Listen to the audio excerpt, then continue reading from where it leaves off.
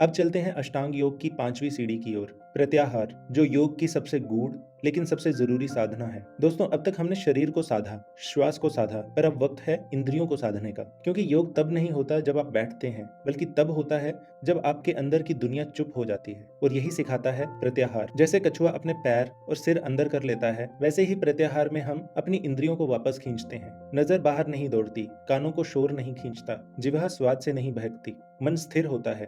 अब सवाल यह है कि इंद्रियां हमारी दुश्मन है? बिल्कुल नहीं। लेकिन जब ये बिना लगाम के दौड़ती हैं, तो ध्यान बिखर जाता है। और जब ये नियंत्रण में आती हैं, तो साधक भीतर उतरने लगता है। वह ध्यान के गहरे स्तर में प्रवेश करने लगता है। सोचिए, हर कुछ सेकंड में हम स्क्रीन चेक करते हैं, नोटिफिकेशन पर उछलते हैं। खाने का स्वाद, शॉपिंग का आकर्षण, ये सब इंद्रियों के जाल हैं। और योग कहता है, बाहर की उत्तेजना को शांत करोगे, तभी भीतर की स्पष्टता जागेगी। प्रत्याहार को ऐसे समझिए जैसे आप किसी मंदिर में प्रवेश कर रहे हो। दरवाजा तभी पार कर सकते हैं जब जूते बाहर उतारेंगे, और ध्यान का मंदिर तभी मिलेगा जब इंद्रियां बाहर रुक जाएं। तो दोस्तों, अगर ध्यान की गहराई चाहिए तो प्रत्याहार की चुप्पी अपनानी पड़ेगी। अगली बार जब आप ध्यान करें तो सिर्फ आंखें बंद ना करें, अपनी नजर, अपनी चाह, अपनी इंद्रियों को भी शांत कीजिए। क्योंकि जब बाहर सब शांत होता है, तभी भीतर भगवान बोलते हैं।